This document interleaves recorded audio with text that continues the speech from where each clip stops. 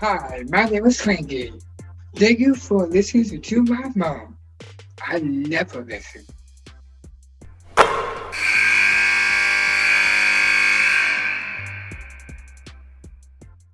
One of the things that I love the most about doing the Missouri Valley podcast is I get to hang out with my friends here. And Chad Killinger is certainly one of those. Indiana State's head coach. Chad, it's been so fun to get to know you a little bit more through this. How's it going, man? Like, here we are getting ready for the holiday Yeah. season. This is an interesting time for coaches. What are you concentrating on?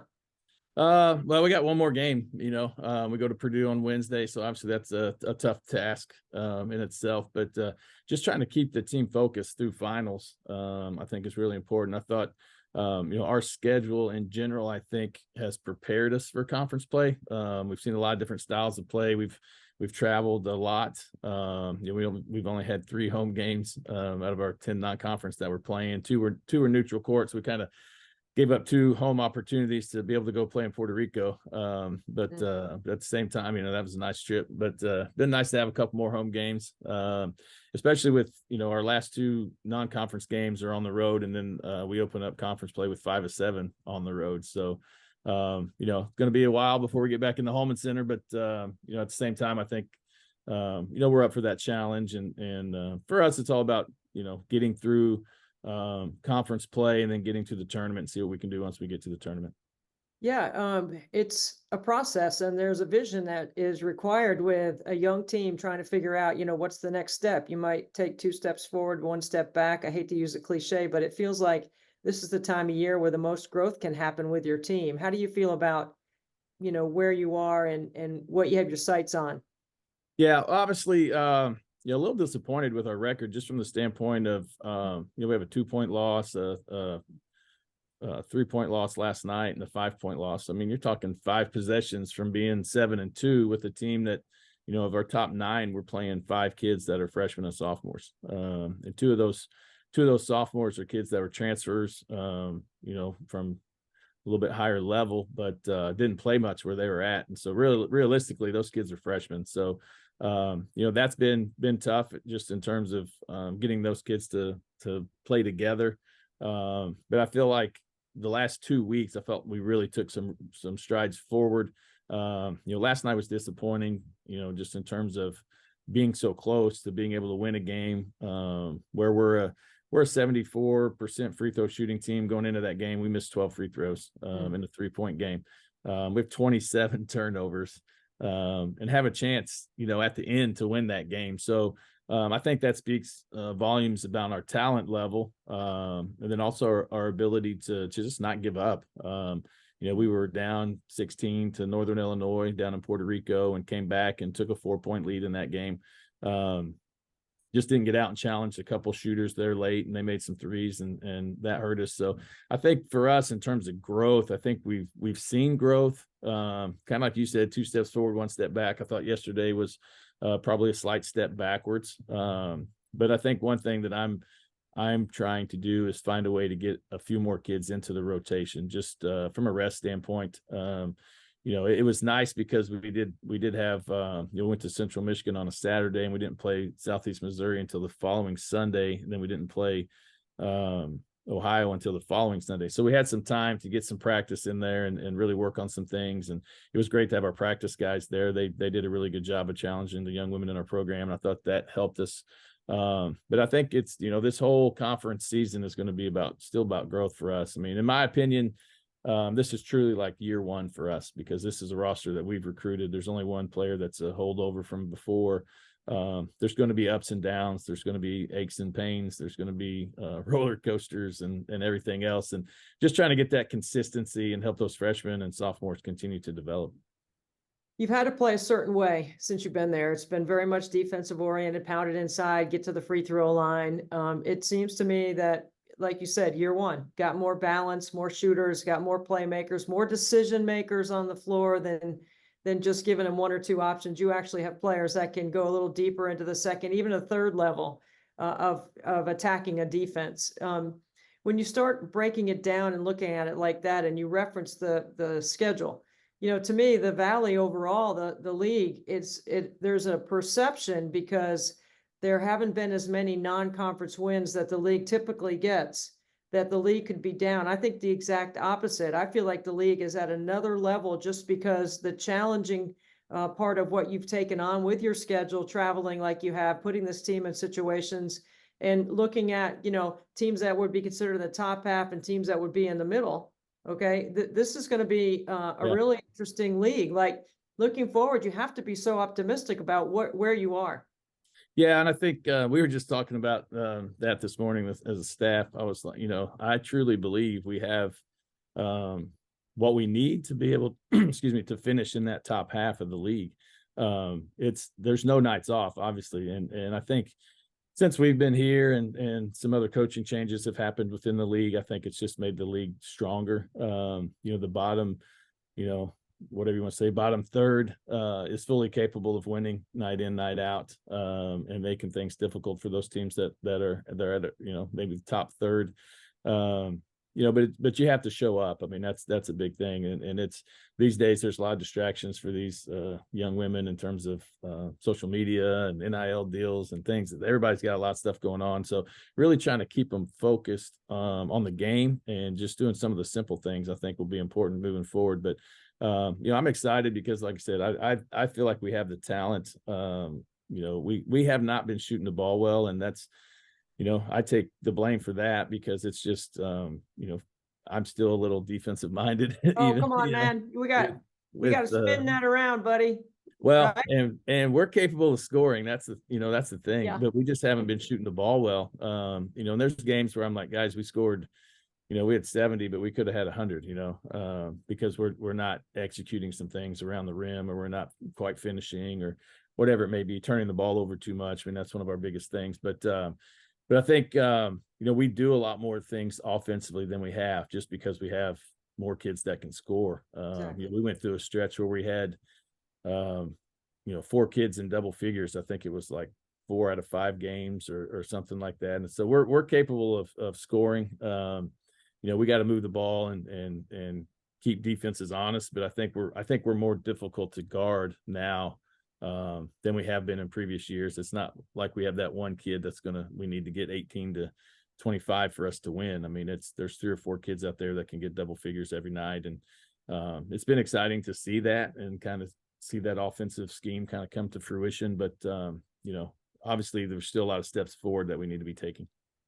I think that's true about the women's game this year right now anyway. More balance, more 15 to 10 to 9. Yeah. Even South Carolina, who's the number 1 team, has 9 players that are between 9 and 15, I believe it is. That's how good they are and balanced they are offensively. So there's a lot to be said about having that kind of balance. All right, we're not quite there yet. Well, who is, right? I mean, even UCLA and NC State are like that. They have. Well, it's amazing that you can get that many kids to buy into that. Exactly. That's what you need to do. And we're still working on some of that, just in terms of maybe kids understand. I don't want to say understanding the role, but understanding where they can be effective, and really like truly playing to their strengths from an offensive standpoint. So I think that's one area that, as we continue to evolve throughout the year, that I'm excited to kind of see where that leads. Chad, most coaches are creatures of habit, right? So they have a certain style they do things. But I also know that you're a great student and you're a great study, and that you must have done something this offseason that challenged your offensive side of what you wanted to do because of the talent you had coming in. What did you do that was different this year to get ready? Well, one thing we're doing a little more of is we're kind of running a little more Princeton offensive schemes, what we call wave, kind of that wave action, and bringing our 5 up to the high post and playing off of that.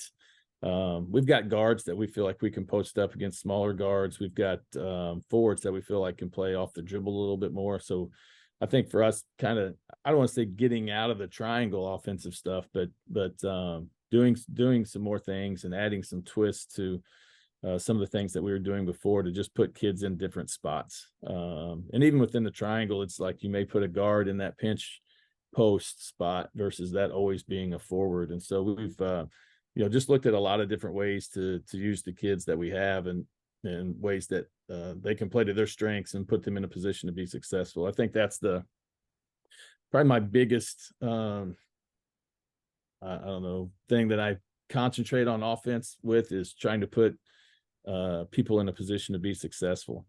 And so as you're doing that, you don't want to put, somebody that's not used to handling the ball, or maybe isn't comfortable handling the ball. You're not having them dribble it up against the press, right? Right. That's a simple way of saying it, but really just trying to put kids in a position to be successful. And one kid I've been really proud of so far, Maya Glanton, has really stepped up. Has been scoring for us and been consistent, been a leader, has really used her voice, and it's exciting to see that. She's a kid that, when we got here, had some people tell me that she probably shouldn't be at this level, maybe wasn't good enough to play here. And that kid has started every game since we've been here, except for one. And that was, I don't even remember which game it was. It may have been Belmont. But I didn't like our matchup with her out there to start the game with who they had. And so we went bigger. And that was the only game she hasn't started. Maya would be a friend of the podcast for sure, because we've had a chance to exchange conversation with her on multiple platforms through our time in the Valley. Let's say this. I think that what you're talking about inside the women's game, particularly this year, it feels like there's more situational offense inside possessions. There's more situations, because of the 4 quarters, obviously, but being able to move the pieces around. And Mike Neighbors, a good buddy, always says, we don't play chess. We don't have the same pieces. So anybody that says we're playing chess is wrong. We're not doing that in basketball, which makes a lot of sense, right? So yes. Having said that, that is, to me, the most challenging part for coaches in their preparation is, we know they're going to switch 1 through 4, or we know in this particular action, if we get bigs and littles and we can do this and that. I think the collective IQ of the women's game, to me, has taken a significant jump. And maybe it's to the point we talked about before, more balance, more teams don't need that. Not everyone has a Caitlin Clark, right? But there's a lot to be said about how good Caitlin is and the balance that she has and the way they do it, but also the way that South Carolina, UCLA, NC State are doing it. With your team, I'm thinking you're doing it the South Carolina, UCLA, NC State way. Yeah, I mean, it's there's still play, obviously, designs and actions that we run. It's funny because sometimes, you don't call that distinct action that you want them to run. You're kind of just wanting them to run that offense and see what they create out of it themselves. And sometimes you get stuck because they get used to me calling what that action needs to be. And so maybe we lose a possession there. And so that's something that I'm, really breaking down and analyzing, just in terms of maximizing our possessions. But, we've got a lot of kids that can do a lot of really good things. And, a couple of our younger kids that aren't getting minutes right now. I mean, I'm excited to see, where they're going to be, especially as this year goes on. And then, as they continue to develop here, I think they've got a chance to be really good. And, Kylie Bess has been a kid that's come in and really shown a lot of maturity, been aggressive from an offensive standpoint. She was a kid that a lot of people kind of labeled her as, well, she's a shooter. And she shoots the ball well, but she's getting to the rim. She's doing things that I don't think people necessarily expected her to do. And so there's a lot of pieces. And I agree with Coach Neighbors. It's definitely not chess. But you really work to find a way, like I said, to maximize your possessions against different teams, because like you said, everybody's defensive schemes are a little bit different. And it's one where we spend a lot of time working on, okay, they're going to guard us this way. They are switching this. This is the read that's going to be there. And then, you have to trust that your players can go out there and execute those things. And we've got a lot of stuff in offensively already.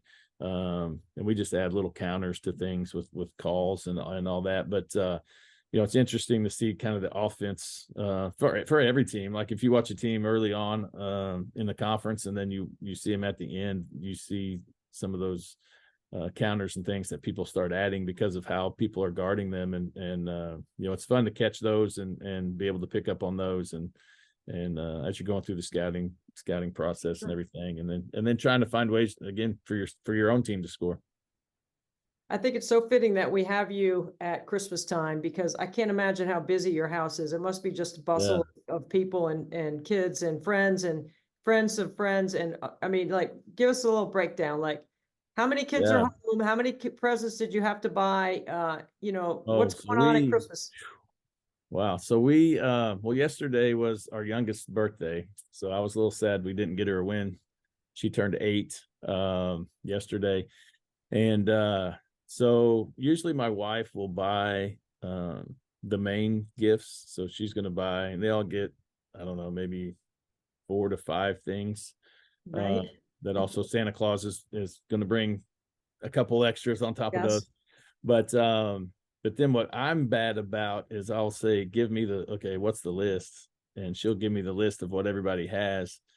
And I don't look at costs, you know, because the older kids, our oldest son is engaged now. He and his fiance will be getting married next September. So like what he asked for and what our oldest children ask for costs a lot more, obviously, because it's a lot of electronics, you know, electronics and what have you. But I skip by the pricing of that. And I want to make sure that everybody has like the same amount of presents to open, because to me, I don't know why. I don't know if that's just how it was when I was growing, if I was counting presents to see who got how many when I was growing up. But I try to make sure that everybody has within 1 or 2 presents. And so I'll go out and buy stuff that they didn't ask for, don't need. So I'm responsible for a majority of the clutter in the house, probably, because I will go out and buy 4 things that, you know, I'll buy some football game, like board game, for one of them to have, just so they got an extra present to open, even though they didn't. It's pretty easy to get a little parent guilt around Christmas time, isn't it? Because of your busy schedule, right? Yes. And you know, I missed our middle son. He's playing JV basketball, and he has been playing pretty well, but I missed his first 2 games, so I made sure I got to his 3rd game, and then missed the tournament for this weekend. And then they actually play the evening of our Purdue game, and so we play Purdue at 11. And so as soon as we get done and we get back, I'll be heading to his game. But and it's you know, my wife and kids are incredible. They understand. They're incredible support system. For me, it's you know, you're working extremely hard to try to be as successful as you can be, and you're living your dream. This is all all I've wanted to do my entire life. And when you get to, you know, you lose a game like we did last night, it's easy to be a little bit down and you know, but then you wake up the next day and you're like, all right, we got to prepare for Purdue. That's next, you know. And so it's just, that's how it is. But to have them and their support is always incredible for me. What is on your Christmas wish list for you personally? And then what's on your wish list for your team? Oh, for me personally,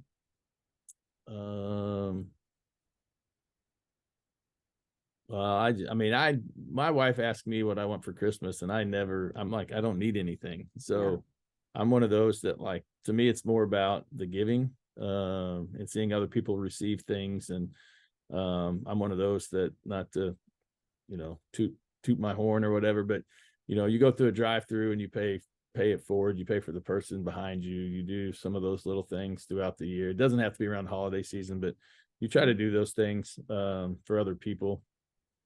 And then for our team, it's just that they continue to grow, and they see the value in what we're doing, you know, just from the standpoint of playing.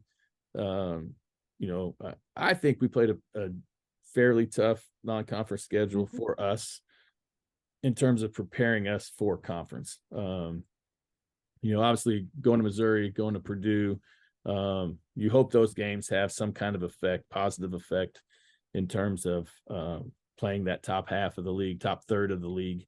But then going on the road and playing at Northern Kentucky and Central Michigan and Ohio, and going down to Puerto Rico, and not really knowing what you're going to get when you get down there, and where your focus is going to be as a team. and being able to split that trip and everything. I think, understanding that it's easy for us to sit and say, well, we're 4-5, we could be 7-2, but understanding why we're not and using that growth, because in the league, you have to play well, and sometimes you might play a little better, and another team might play not up to their standards for whatever reason, travel, whatever it may be, playing the second game of the weekend or whatever it might come up to. But just understanding where we're at, why we're here, and what we're trying to accomplish as we continue to build this program, I think is important. Well, we wish you and your family on campus a wonderful holiday season. Merry Christmas. And I bet from the oldest to the youngest that it's going to be a lot of joy in your house this week, this coming up week. So have fun, Chad. And thank you. We'll keep following your success. And we appreciate you being such a great friend of the podcast and for being on with us. Thanks for having me. You all have a Merry Christmas.